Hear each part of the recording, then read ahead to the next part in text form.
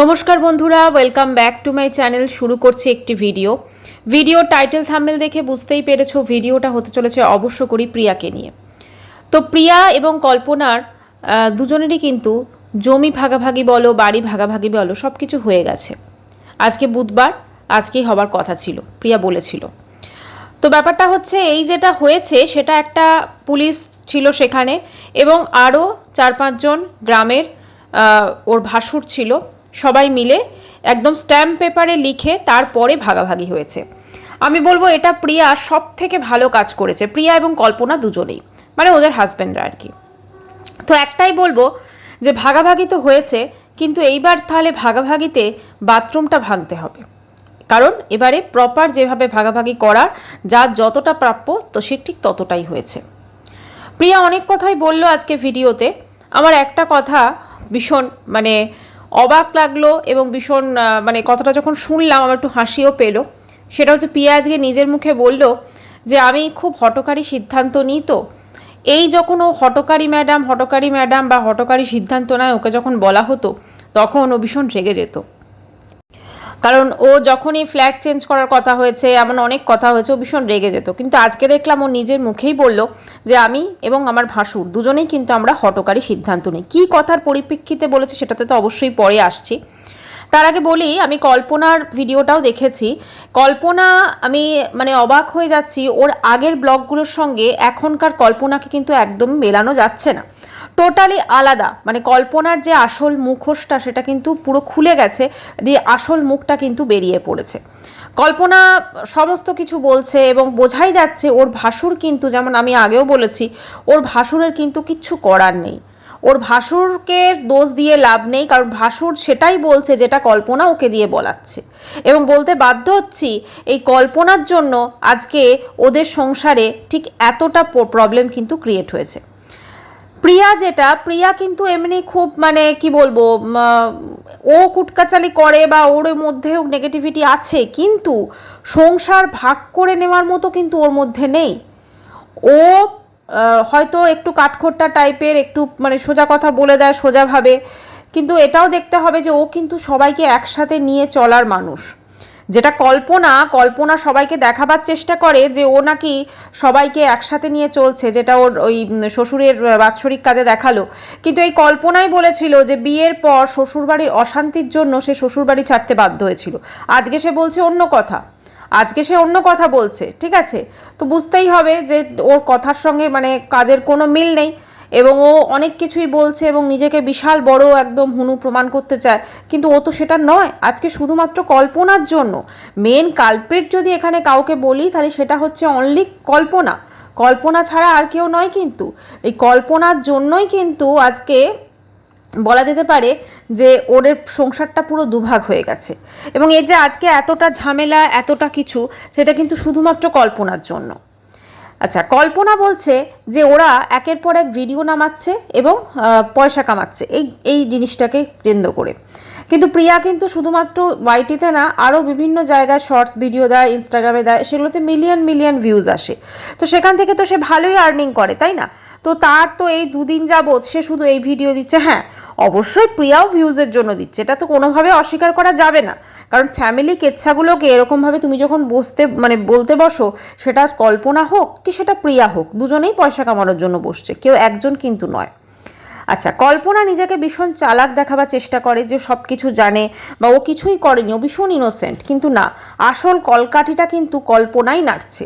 কল্পনার হাজব্যান্ডও কিন্তু অত কুটকাচালি জানে না বা অতটা জটিল নয় সে, কিন্তু যেটা আজকে প্রিয়াও বলল, যেটা আজকে প্রিয়া এটাও স্বীকার করলো যে ও কিন্তু ওর ভাসুর কিন্তু একটা সময় করেছে, ওর হাজব্যান্ডের জন্য প্রচুর করেছে, এমনকি ওর পার্লারের জিনিস কেনারও পর্যন্ত করেছে, কিন্তু পরবর্তীকালে সে করতে পারেনি। সেটার কারণটাই হচ্ছে অনলি ফর কল্পনা, কারণ কল্পনা সেটা করতে দেয়নি। কল্পনা শুধুমাত্র আত্মকেন্দ্রিক একজন মানুষ, এবং সে শুধুমাত্র নিজেকে নিয়ে থাকতে বা নিজের ভালোটাই ভাবতে থাকে, অন্যের ভালো করার কোনো সদিচ্ছা কিন্তু কল্পনার মধ্যে একদমই নেই। এবং ও কিন্তু শাশুড়িকে যে এখন হাত করেছে না, একটাই কারণ যে প্রিয়ার সঙ্গে ওর শাশুড়ির সম্পর্ক এই মুহূর্তে খারাপ, সেই জন্য প্রিয়ার সঙ্গে যেহেতু শাশুড়ির সম্পর্ক খারাপ, সেজন্য শাশুড়িকে কিন্তু কল্পনা হাত করে নিয়েছে, মানে শাশুড়িকে মন জুগিয়ে চলছে, যাতে তো মানে কল্পনাকে এই সমস্ত কাজে তার শাশুড়ি সাপোর্ট করতে পারে, যদিও শাশুড়ির সেভাবে মেরুদণ্ড আছে বলে মনে হয় না। আচ্ছা, এবারে প্রিয়া যেটা বলল যে ওদের জমিতে যেহেতু ওদের মানে পায়খানা বাথরুম পড়ছে, তো সেই জায়গাটা তো অবশ্যই ভাঙতে হবে, কিন্তু শাশুড়ি মা বলেছে না, ওটা ভাঙতে হবে না। কারণ যেহেতু তিনি তার বড় ছেলের ফরে কথা বলবেন, খুব স্বাভাবিক, কারণ বড় ছেলের বউ কিন্তু তার এখন মন জুগিয়ে চলছে, সেই জন্য, এবং তিনি বড় ছেলের সঙ্গে আছেন, সেই জন্য কিন্তু তিনি বড় ছেলেকে কথা মানে ফরেই কথা বলবেন, এটাই খুব স্বাভাবিক একটা ব্যাপার। এবারে প্রিয়া আজকে যে কথাগুলো বললো, যেটা আজকে কল্পনাও বলেছে, যে ওদের টয়লেটটা একদিন খুব কাজ দিয়ে দিয়েছিল ওই প্রিয়াদের, ঠিক আছে, কারণ প্রিয়া ওখানে ইউজ করতো, কিন্তু এখন সেটা ওর যেহেতু প্রয়োজন পড়ে না, সেই জন্য এখন ওটা ভেঙে দেয়। তো প্রিয়া যেটা বললো যে একটা সময় এই শ্বশুর বাড়ি থেকে যে ও বেরোতে বাধ্য হয়েছিল, সেটা কিন্তু কল্পনার জন্য। এবং আমার যেটা মনে হচ্ছে, মানে একটা সময় এই কল্পনা মানে প্রিয়ার সঙ্গে অশান্তি করতো, এবং প্রিয়া চলে যাবার পর শ্বশুর শাশুড়ির সঙ্গে অশান্তি করে বাড়ি ছেড়েছে কল্পনা, কারণ কল্পনা চিরকালই ওর মধ্যেও প্রচুর নেগেটিভিটি, সেটা কিন্তু চোখে মুখে প্রকাশ পাচ্ছে, ঠিক আছে, চোখে মুখে পুরো প্রকাশ পাচ্ছে ওর নেগেটিভিটি, এবং ও কোনো পজিটিভ কোনো জিনিস দেখতেই পারে না, সবাইকে নিয়ে একসাথে চলার মতো ক্ষমতা ওর সত্যি কথা নেই, ও ভীষণ আত্মকেন্দ্রিক এবং নিজেকে সব জানতা মনে করে, অথচ জানে না কিছুই, এটাই হচ্ছে মেন কথা। আচ্ছা, এবারে এই যে আজকে কল্পনার হাজব্যান্ড বলল যে আমি পুলিশে পর্যন্ত খবর দিয়ে রেখেছি, যাতে কোনো ঝামেলা বা কিছু হলে যেন ওরা আমাদেরকে রক্ষা করতে পারে, এরকম একটা। অবশ্যই পুলিশ তোর কথা শুনবে, কারণ ডিফেন্সে যেহেতু আছে, তাই না? তো আমরা জানি আমাদের দেশের সেনাবাহিনীতে যারা চাকরি করে তাদেরকে যথেষ্টই প্রশাসনরা মানে তাদেরকে যথেষ্টই গুরুত্ব দেয়। তো এবারে কথাটা হচ্ছে, এই যে জমি ভাগাভাগি বা বাড়ি ভাগাভাগি যা কিছু হয়েছে, সেখানে প্রিয়া বলছে পরবর্তীকালে দোকানটা নিয়ে ঝামেলা হতে পারে। আচ্ছা, দোকানের ব্যাপারটা যেটা আমি আগের ভিডিওতে বলেছিলাম, আজকে সম্পূর্ণ মিলে গেল। দোকানটা আমি বলেছিলাম যে জমিটার দাম আছে, দোকানটার কিন্তু কোনো দাম নেই, জমিটার ওপর কিন্তু দোকান, ঠিক আছে, তাই জন্য জমিটারই দাম থাকে, দোকানটার কিন্তু দাম থাকে না, ঠিক আছে, কারণ দোকানটা যত দিন যাবে দোকানটারও দাম বাড়বে, একদমই নয়, জমিটার দাম বাড়বে, দোকানের কোনো দাম নেই, দোকানের কোনো দাম বাড়বে না। দোকানটা অনেক, যদি প্রিয়া যেটা বললো যে আমি জমিটা যদি নিই আমি তাহলে বলবো দোকানটা ভেঙে দেবে, এরকম বলতে পারি আমি, কিন্তু সেটা আমি বলবো না, কারণ জানি দোকানটা কিন্তু ওরা অনেক কষ্ট করে করেছে। আচ্ছা, সমস্ত কিছু যেহেতু ওরা স্ট্যাম্প পেপারে লিখে নিয়েছে, তো এই স্ট্যাম্প পেপারে যে দোকানটা লিখে নিয়েছে, সেখানে কিন্তু মানে প্রথমে প্রিয়া ওই কথাটা তুলেছে, এবং সে বলেছে যে ওদের কাছ থেকে দোকানটার জন্য 7 লাখ টাকা চাওয়া হয়েছে। তখন যিনি ভাসুর ছিলেন তিনি বলেছেন যে না, ওটা 7 লাখ টাকা কি করে হয়, তারপরে সেটা নাকি 2 লাখ টাকায় রাজি হয়েছে। মানে একটা সময় যেখানে প্রিয়ার ভাসুর বলেছিল যে আমি 7 লাখ টাকা ছাড়া দোকানটা দেবো না, ঠিক আছে, মানে সে কমিউনিটি পোস্টে রীতিমতো দিয়েছিল, তো সেখানে আমি অনেক জায়গায় শুনলাম নাকি অনেকে বলছে মূর্খের মতো যে দোকানটার নাকি যত দিন যাবে তত দাম বাড়বে, জমিটার দাম বাড়ে, দোকানের নয়, কারণ দোকানটা সেই জমিটার ওপর। তো সেক্ষেত্রে দোকানটাকে তখন প্রিয়া বলল না, আমার যদি 7 লাখ টাকা হয় তাহলে আমার তো দোকান তো নিতে পারবো না, সেক্ষেত্রে দোকান ভাঙা পড়বে। তো সেই জন্য এখন কিন্তু সে রাজি হয়েছে, মানে দোকানটাকে 2 লাখ টাকা দেবে। তো সেই জন্য ওখানে কিন্তু স্ট্যাম্প পেপারে লিখে নিয়েছে।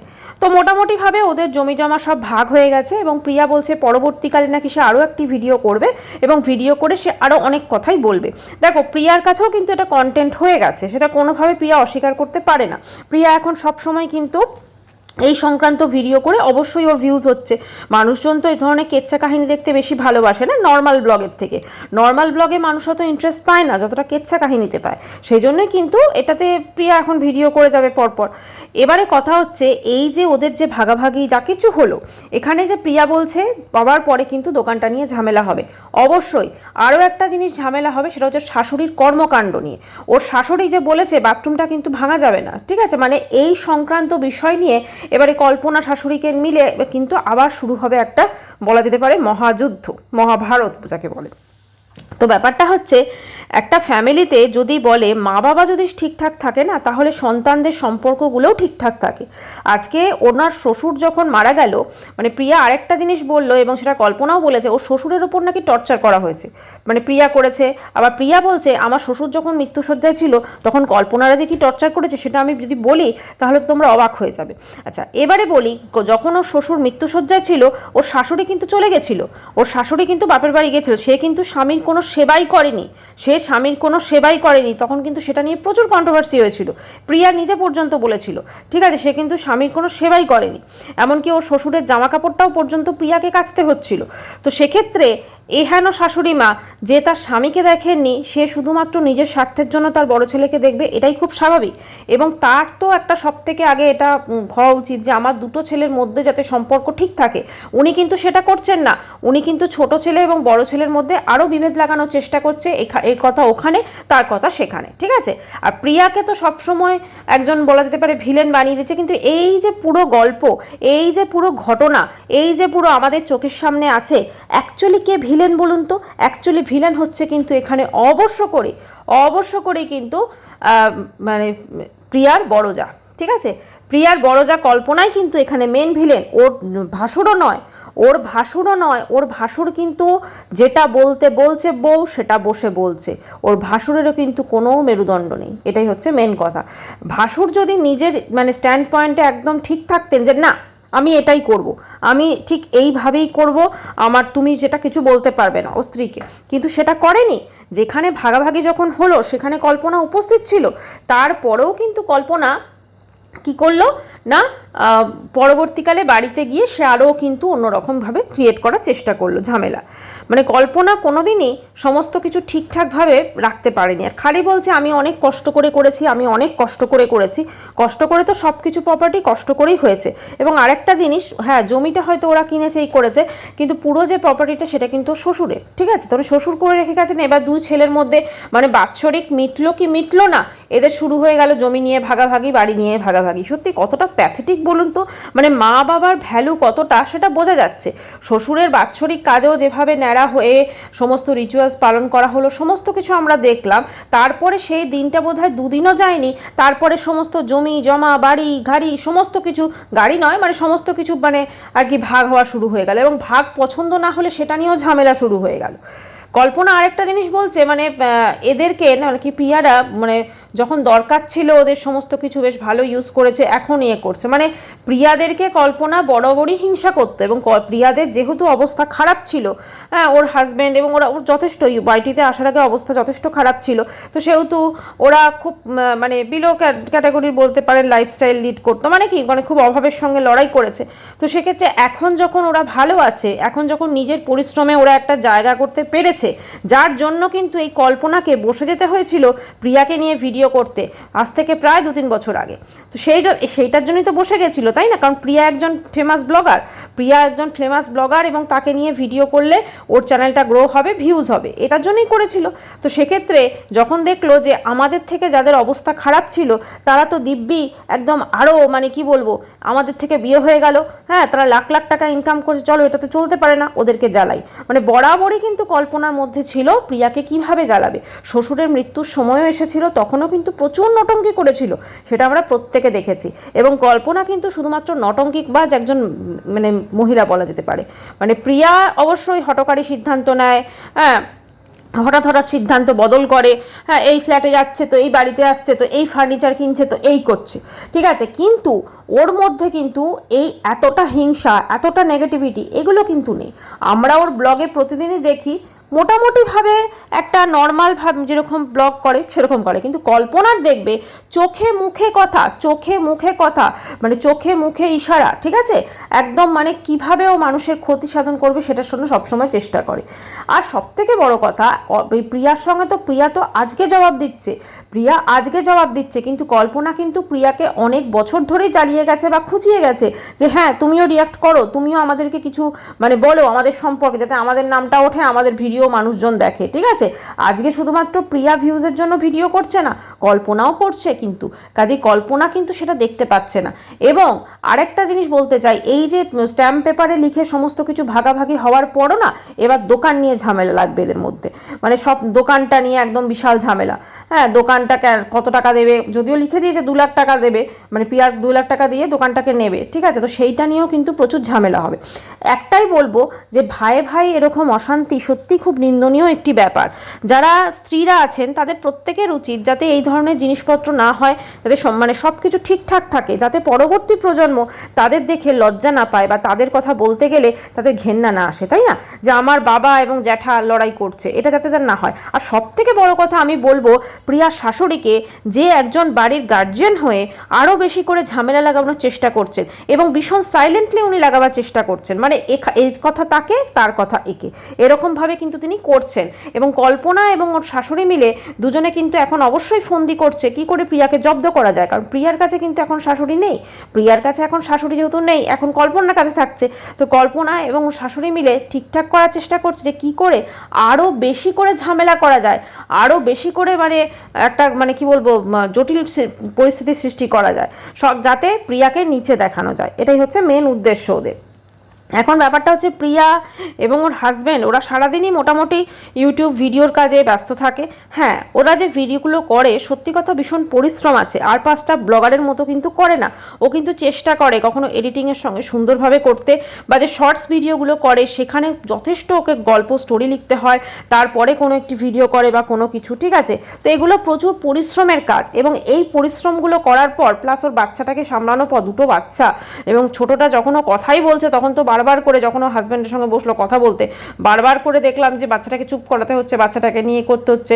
তো এত কিছু সামলে ও কিন্তু কারোর জন্য কোনো ফোন দিয়ে ফিকির করতে পারে না, যেটা কিন্তু পারে কল্পনা পারে, ঠিক আছে? কারণ কল্পনার ছেলে অনেক বড় হয়ে গেছে এবং কল্পনার কাছে যেহেতু লাইফস্টাইলটা একটু আলাদা, তো সেক্ষেত্রে কল্পনার কাছে কিন্তু সেই টাইমটা থাকে। কল্পনা ভাবছে আমি এইভাবে যদি কেচ্ছা বিক্রি করি তাহলে কিন্তু আমার চ্যানেলটা গ্রো হয়ে যাবে, এবং ও ভেবেছিল যে প্রিয়াকে ছোট দেখিয়ে ওর চ্যানেলটা কিন্তু গ্রো হয়ে যাবে, কিন্তু আলটিমেটলি কি হলো না, এখানে ওর আসল চেহারাটা, কল্পনার আসল চেহারাটা কিন্তু, আসল মুখোশটা খুলে গেল, খুলে আসল চেহারাটা কিন্তু ওর সামনে চলে এলো, ঠিক আছে? এবারে যেটা বলবো, এই যে আজকে মানে প্রিয়া এইভাবে যে ধরো সমস্ত কিছু বলছে, আবার ওর নেক্সট ভিডিও আসবে, তাহলে কি কল্পনার ভিডিও আসবে না? অবশ্যই আসবে, কারণ এখানে এরা একে অপরের সাথে ঠিকঠাকভাবে কথা বলে না। এরা যেটুকু কথা বলার সেটুকু ভিডিও মারফত বলে, ভিডিও ছাড়া কিন্তু এদের কথা বলার কোনো রকম মানে মাধ্যম নেই। ওরা যে সালিশি সভাটা যেটা হয়েছে, যেখানে ওদের জমি বাড়ির সমস্ত ভাগ হয়েছে, সেখানে কিন্তু অনেকগুলো লোক ছিলেন এবং তারা সবাই একসাথে মিলে কিন্তু আলোচনা করে এই ডিসিশনটা নেওয়া হয়েছে, এবং একদম স্ট্যাম্প পেপারে সাইন করে লোক সাক্ষী রেখে তারপরে এটা ডিসিশন নেওয়া হয়েছে।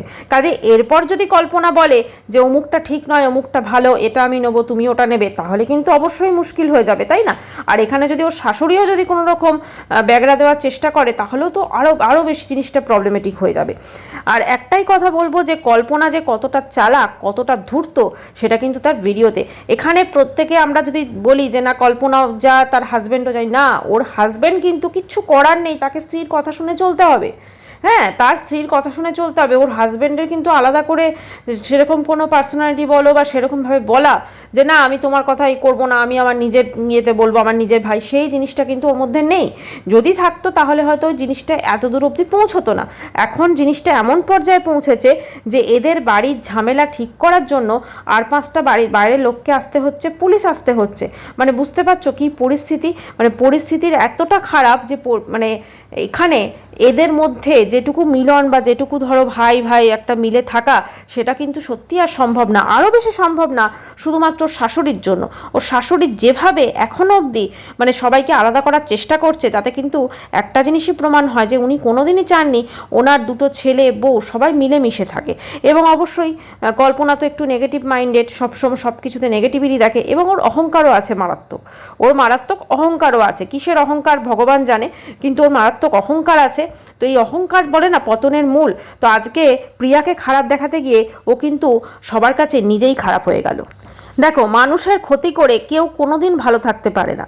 একটা সময় কল্পনা প্রিয়ার অনেক ক্ষতি করেছে, ঠিক আছে, চেষ্টা করে গেছে কিভাবে প্রিয়ার নাম খারাপ হবে, কিভাবে কি হবে, হ্যাঁ, প্রচুর চেষ্টা করেছে। প্রিয়াকে নিয়ে ভিডিওস করেছে, প্রিয়াকে নিয়ে এটা করেছে, প্রিয়াকে নিয়ে ওটা করেছে, সমস্ত ভিডিওতেই এমন ছিল যে প্রিয়াকে নিয়ে বলতো, এবং ও চেষ্টা করেছে যে ও কিভাবে মানে প্রিয়াকে নিচে দেখে ও ওপরে উঠবে। ও কিন্তু একবারও চেষ্টা করেনি যে আমি কারুর নিচ বা কারুর ওপরে ওঠার না, আমি আমার নিজের মতো স্বতন্ত্রভাবে আমি ভিডিও করব এবং সেইটা নিয়ে আমি ভিউজ ইনকাম করব। না, ও কিন্তু কি করেছে না, মানে সব সময় চেষ্টা করেছে যে একদম পুরো প্রিয়াকে নিয়ে বলি করি, এরকমভাবে কিন্তু চেষ্টা করেছে। আর সবসময় ওর ভিডিওতে দেখবে দুদিন পরই কিন্তু এমন কিছু কর্মকাণ্ড করতো যেটা কিন্তু মানে এই যে গ্রামে আসার পর ধরো কী দরকার ছিল জমি জমা সংক্রান্ত যে আলাদা হয়েছে জমিটা, সেইটাকে এরকমভাবে ভিডিওর দেখার, ঠিক আছে।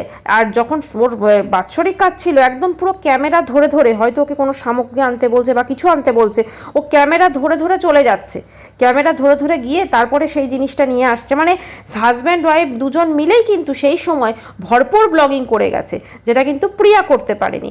এবার আজকে যদি কেউ বলে যে প্রিয়া সেই সময় করতে পারেনি বলে এখন বলছে, সেটাও হতে পারে। দেখো ভিউজটা আফটার অল ম্যাটার করে, ঠিক আছে। সব শেষে দিন শেষে আমরাও ভিডিও করছি ভিউজের জন্য, ভিউজ মানেই আর্নিং, আর ওরাও কিন্তু তাই। তো সেই জন্য ভিউজ যেখানে হবে সেখানে মানুষজন করবে, সেটাই খুব স্বাভাবিক, তাই না?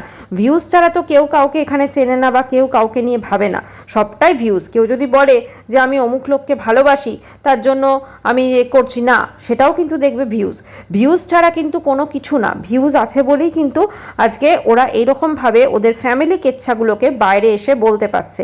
আদারওয়াইজ ভেবে দেখো তো, যদি মনিটাইজেশন অফ থাকতো, যদি ভিউজ না আসতো বা কোনো কিছু এইসব ব্যাপারই থাকতো না, ও কি সত্যিই পারতো যে ওদের ফ্যামিলি কেচ্ছাগুলোকে এইভাবে দুটো সাইডই, সেটা কল্পনা বলো সেটা প্রিয়াও বলো, এইভাবে সোশ্যাল মিডিয়ায় বলতে? কোনো দিন না।